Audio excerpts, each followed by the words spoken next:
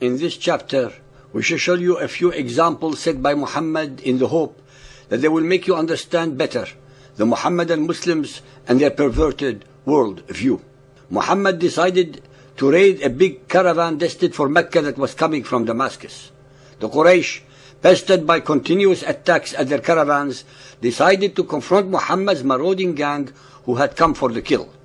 In this battle that took place in Badr and marks the beginning of Muhammad's rise to power, the Meccans lost 70 men and about the same number of them was taken as hostage, showing how Muhammad dealt with the injured and the captives in this war and in others, set the tone for the subsequent Muhammadan Muslim savagery that has lasted unto this day.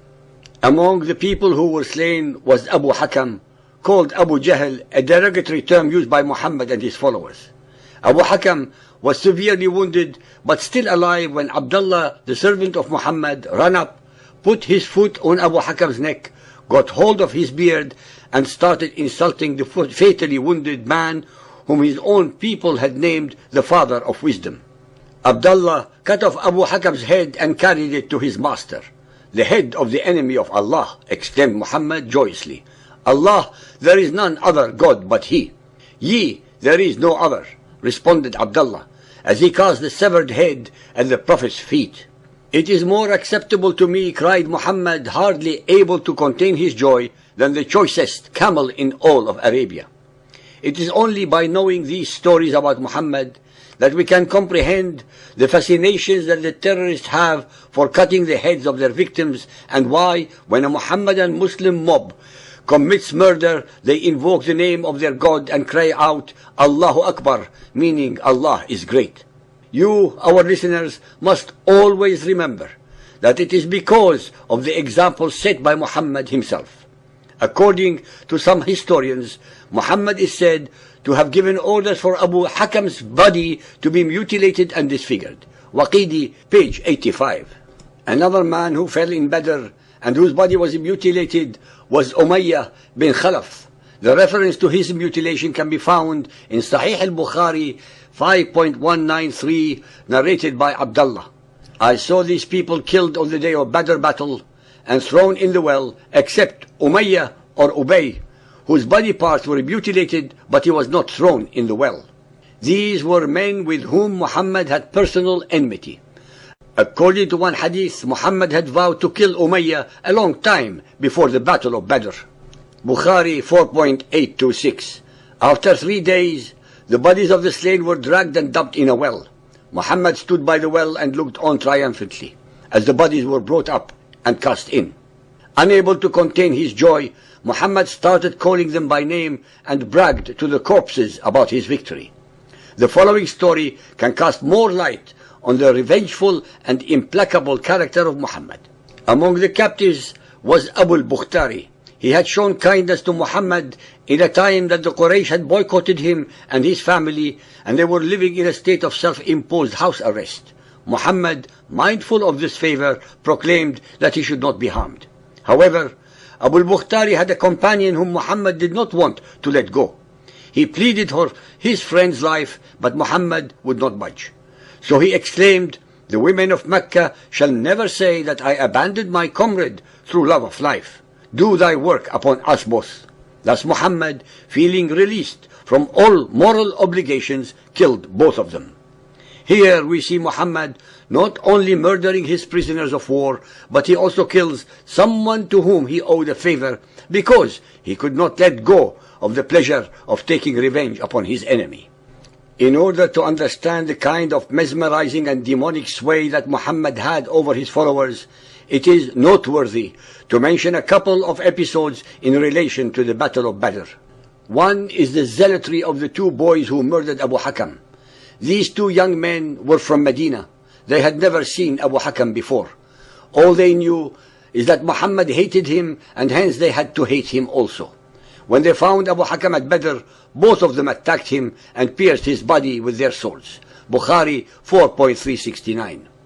Muhammadans recount these stories gloatingly. Each follower of Muhammad attempts to beat others in blind obedience to him. None of them ever try to find out the guilt or innocence of their intended victim. The fact that he disliked Islam and that Muhammad hated him was enough proof for his culpability, and those young men vied with each other to kill him. Muhammadans for 1400 years relish listening to the details of this gruesome murder and release a sigh of relief. The same mentality permeates the followers of Muhammad even today. And if, for example, Salman Rushdie, who in the eyes of the Muhammadans is the equivalent of Abu Jahl, is murdered, a great number of them will celebrate and jubilate in the streets all over the world.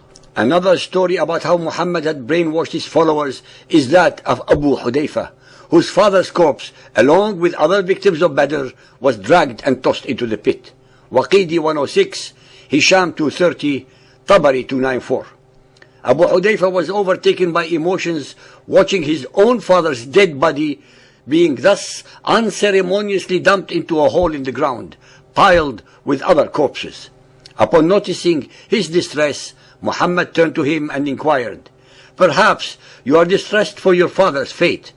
"Not so, O Prophet of Allah. I do not doubt the justice of my father's fate, but I knew well his wise and generous heart, and I had trusted that the Lord would lead him to the faith. But now that I see him slain and my hope destroyed, it is for that I grieve." We shall never know what moved Abu Hudayfa to tears, whether he really grieved the death of his father out of filial love and humanity, or was he distressed for him dying in disbelief. In reality, this conjecture is not important. What is important is the obscene degree of zealotry and sycophancy of the companions of Muhammad.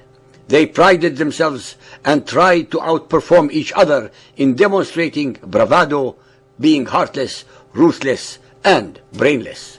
Today's Muhammadans also pride themselves for having exactly the same qualities of zealotry and mindless devotion as did their ancestors. They congratulate the families of the terrorists killed in action. The mothers of suicide bombers rejoice when the news of their decimated children reaches them. Showing emotions of grief is considered lack of faith. Another one of the hapless captives was Nadr ibn Harith, a poet who was more popular than Muhammad when he was preaching in Mecca. Muhammad was envious of him as his stories about the kings of Persia gathered more crowd, a sin that cost him his life. Waqidi, page 101, Hisham, page 251, Tabari, page 297. The prisoners were brought up before Muhammad. As he scrutinized each, his eye fell fiercely on Nadr, the son of Harith. "There was death in that glance," whispered Nadr, trembling to a bystander. "Not so," replied the other. "It is but thine own imagination." The unfortunate prisoner thought otherwise, and besought Musab to intercede for him. Musab reminded him that he had denied the faith and persecuted the believers. "Ah," said Nadr, "had the Quraysh made thee a prisoner, they would never have put thee to death." "Even if it were so," Musab scornfully replied, "I am not as thou art. Islam hath rent all bonds asunder." Miqdad, the captor, seeing that the captive, and with him the chance of a rich ransom, was about to slip from his hands, cried out, "The prisoner is mine." At this moment, the command to strike off his head was interposed by Muhammad, who had been watching all that passed. "And, O Lord," he added, "do thou of thy bounty grant into Miqdad a better prey than this." Nadr was forthwith beheaded by Ali. To justify that murder, Muhammad made his Allah reveal the following verse, Al-Anfal 8.7. "Ye wished that the one unarmed should be yours, but Allah willed to justify the truth according to His words and to cut off the roots of the unbelievers." The hadiths are full of more such depravities, inhumanity, and bestialities that we see almost every day in the news media from all over the world, conducted by the modern followers of Muhammad in the name of Allah and Islam.